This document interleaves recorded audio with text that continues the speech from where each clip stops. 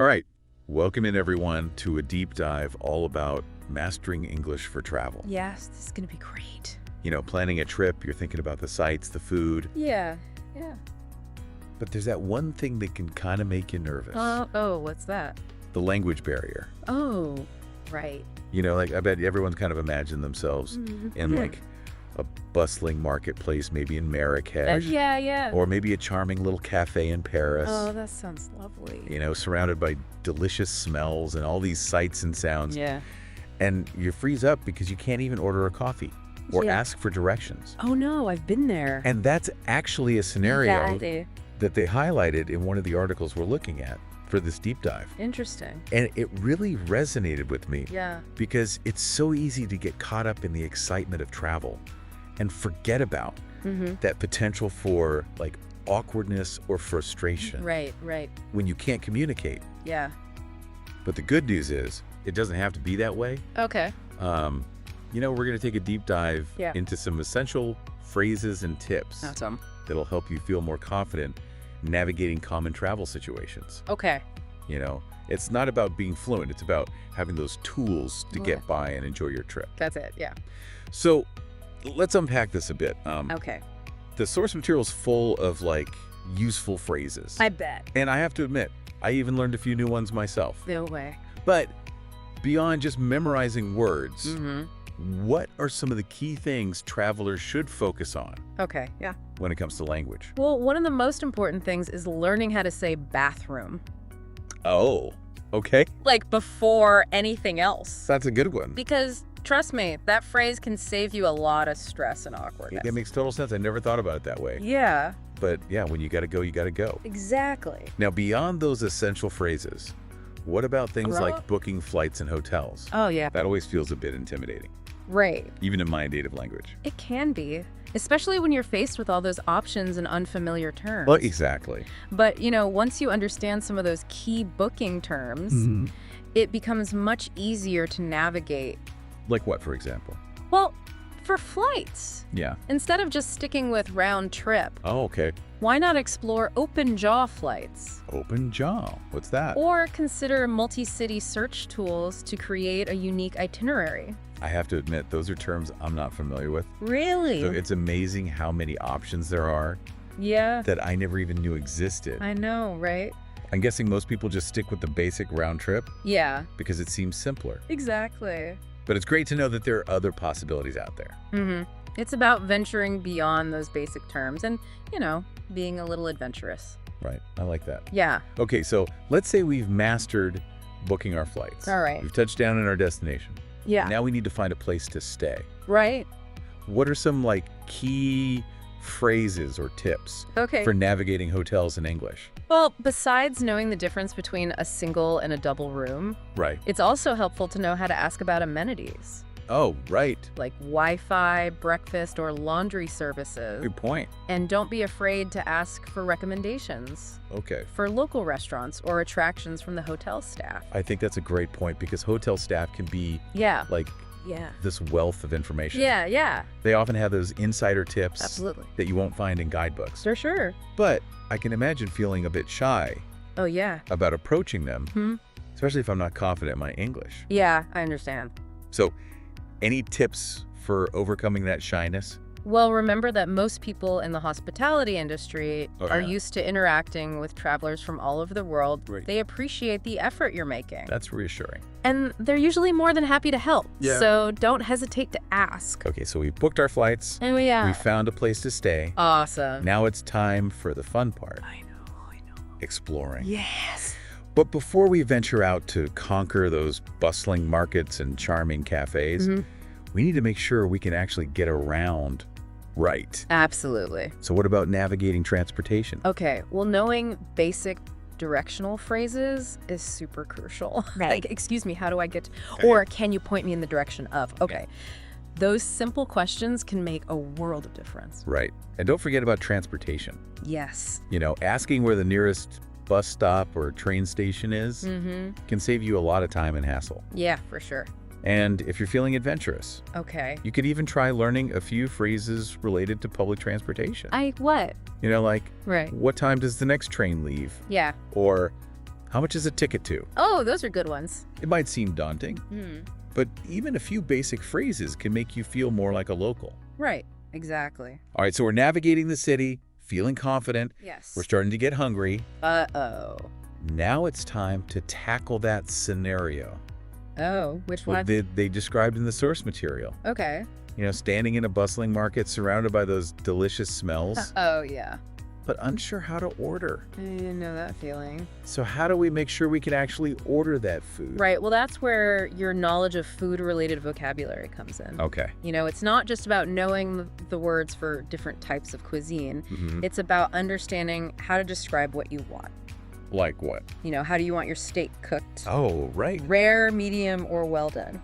Yeah. Would you like your coffee black, with milk, or with sugar? Right, right. And what if you have dietary restrictions? Oh, that's a great point. You know, I'm vegan, Okay.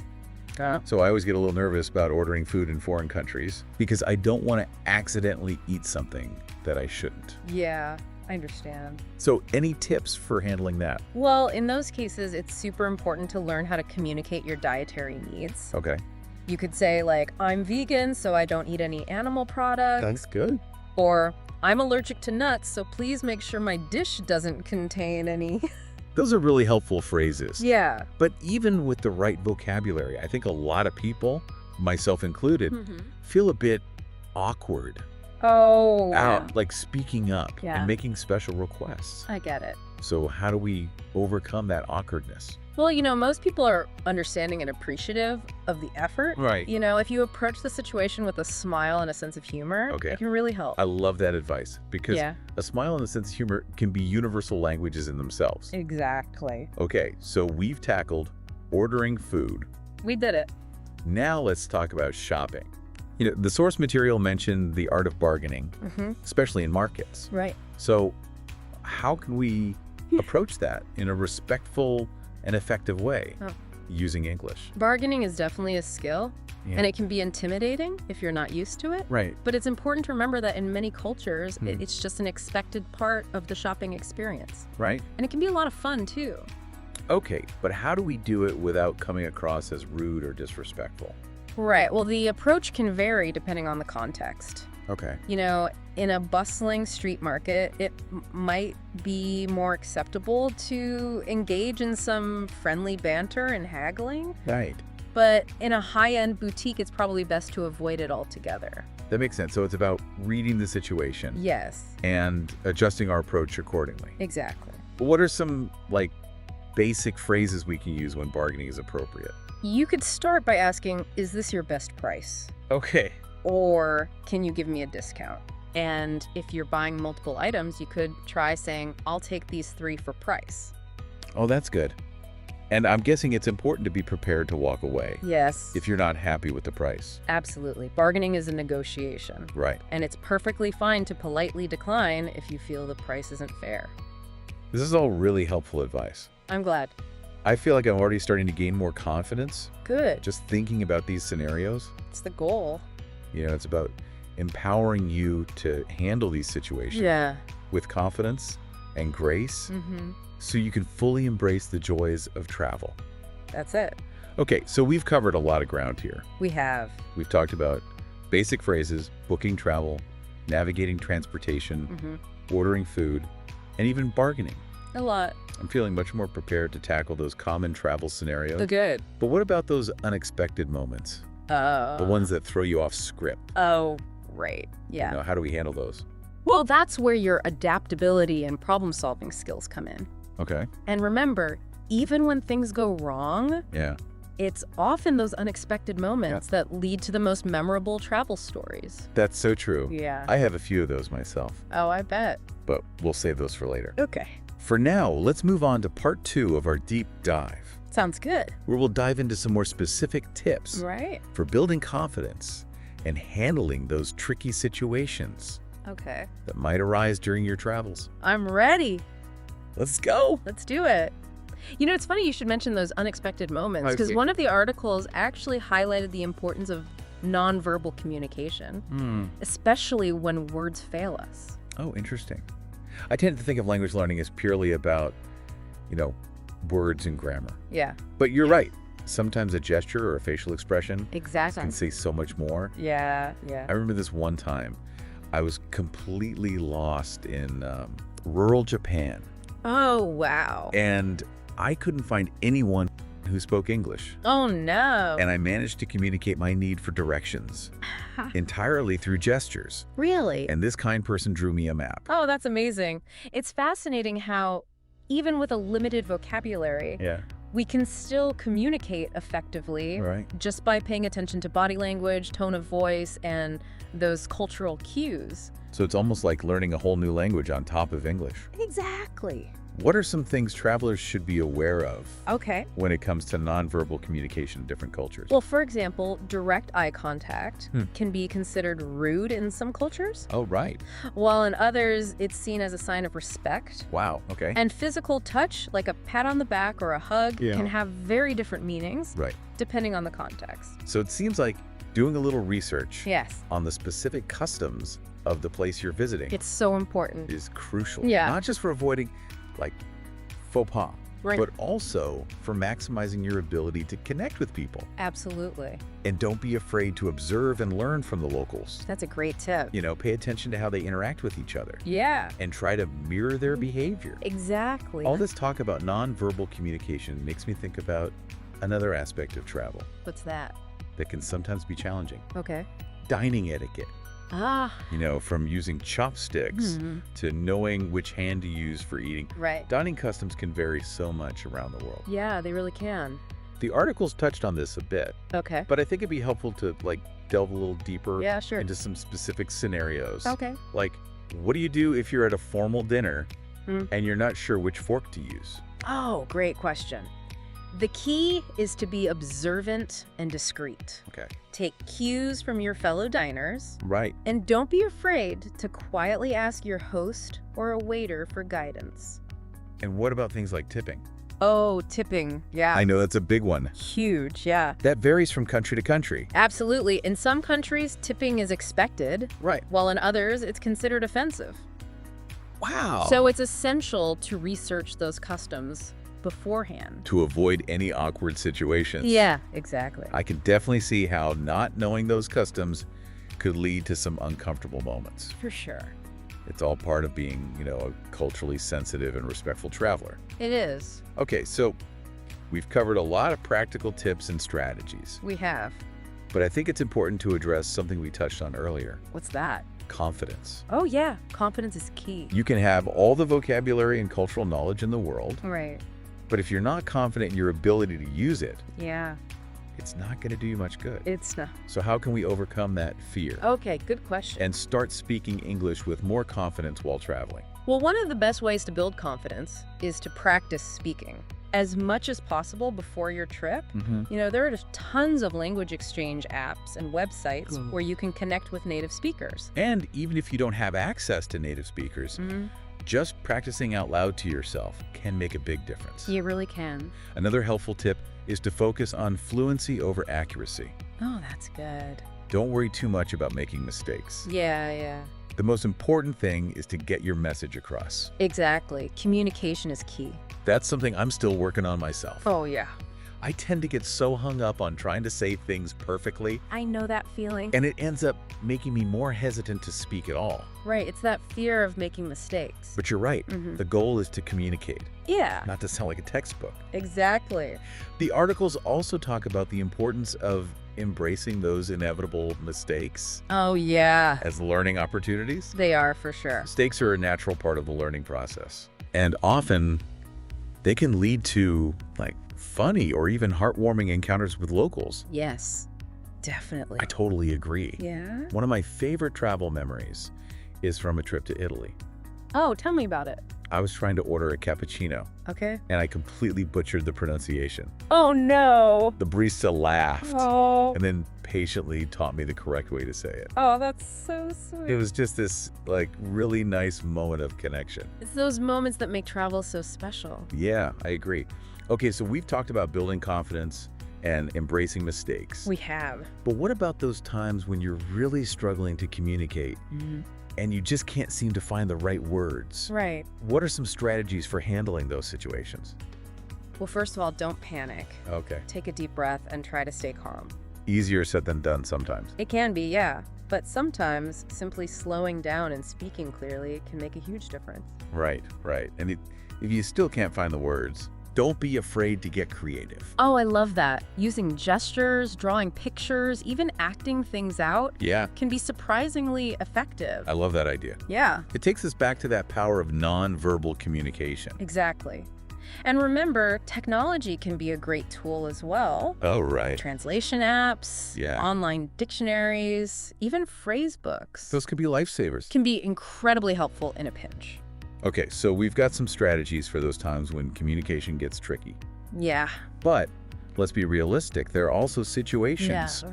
where knowing the right English phrases Right. can literally be a matter of safety. Absolutely. Whether you're lost, need medical attention, or find yourself in a potentially dangerous situation, Mm-hmm.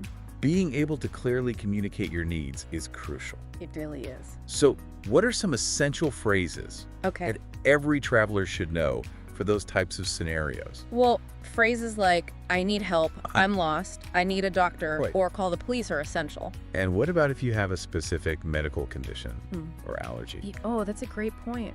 It's a good idea to learn how to say things like, Oh. I'm allergic to, Mhm. or I have, in English. Right? You could even write it down on a card to carry with you, Oh, that's a good tip. just in case. I never thought of that. It's always better to be prepared. Yeah. Especially when it comes to your health and safety.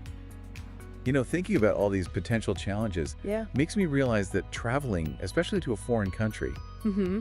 requires a certain level of, mental preparedness. Right. It's not just about booking flights and packing your bags. It's not. It's about preparing yourself mentally and emotionally for the unexpected. Yeah, for sure. So how can we prepare ourselves mentally for the challenges that might arise? Okay. What advice would you give to someone who's feeling anxious Mm. about the language barrier or the potential for cultural misunderstandings? Well, I think it's important to remember that everyone makes mistakes, especially when they're learning something new. Yeah, So be kind to yourself. And Oh. don't be afraid to ask for help. that's such good advice. I think so too. I think sometimes we put so much pressure on ourselves to be perfect, Yeah. especially when we're in a new environment. It's easy to do that. But you're right. Mm-hmm. Most people are understanding and willing to help They are. if you approach them with respect and a willingness to learn. Exactly. I think that's a great note to end on. I agree. So, we've talked a lot about the practical side of English for travel, Yeah, we have. but I think we should touch on those intangible benefits too. Oh, the less obvious ones? Yeah, what do you mean by that? Well, when you travel, you're pushing yourself outside your comfort zone, right? Right. Immersing yourself in new cultures, different ways of life. Yeah. Mastering the language, even a little, can make those experiences so much deeper. It's like you get a new perspective on things. Exactly. It's Yeah. like a whole new lens to view the world through. Okay, I like that. You can read signs, understand menus, have conversations with locals. Oh yeah, those conversations can be amazing. They really can. You can make unexpected friends, get those unique insights, Hmm. memories that'll last a lifetime. And it's not just about what happens during the trip itself. What do you mean? Learning a new language can really impact your personal growth. I can see that. It boosts your confidence, broadens your perspective, Yeah. even makes you more adaptable, more resilient. Those are qualities that can help in any part of life, not just travel. Exactly, it carries over. And we can't forget the simple joy of learning. Oh, that's true. There's something so satisfying about being able to talk in a new language. It's like unlocking a whole secret code, you know? I love that. Yeah. It really captures the feeling, that sense of empowerment. Yeah, exactly. So to everyone listening, as you plan your travels, remember, English isn't just about phrases. More than that. It's about the whole journey, connecting with people, broadening your horizons. And who knows, maybe you'll inspire someone else to explore the world too. Now, before we wrap up, Yeah. I want to go back to something from the source material. Okay. They talked about attitude being so important. It's huge. It's key to a successful trip. It really is. You can have all the skills and tips, Mm-hmm. but if your mindset isn't right, Yeah. if you're closed off or negative, It's going to affect everything. so how can people cultivate that positive, open mindset? Well, I think it starts with curiosity. Oh, Curiosity lets you approach new things with excitement, with wonder. yeah, and it makes you more open to learning. Exactly, and connecting with others. It also helps to be flexible. Oh, that's a big one. Travel rarely goes exactly to plan. Never does. Gotta be able to roll with the punches, embrace the unexpected. Yeah, go with the flow. And lastly, I think gratitude is so important. Oh, absolutely. It lets you appreciate the beauty around you. Even when things are tough. So take time each day to be thankful for the little things. Like what? Delicious food, friendly people, amazing views. Those moments of gratitude can really change your whole trip. I think we've covered a lot today. We really have. Practical English for travel, nonverbal cues, cultural awareness, and that all-important mindset. So much good stuff. But before we go, I want to leave everyone with one last thought. Okay, I'm listening. Travel is a gift. It is. A chance to escape routine, to immerse ourselves in something new. I love that. Mastering English for travel is like unlocking the door to richer, more meaningful experiences. Couldn't have said it better myself. So embrace the adventure, be open to the unexpected, and let curiosity be your guide. Safe travels, everyone. That's it for this deep dive. See you next time.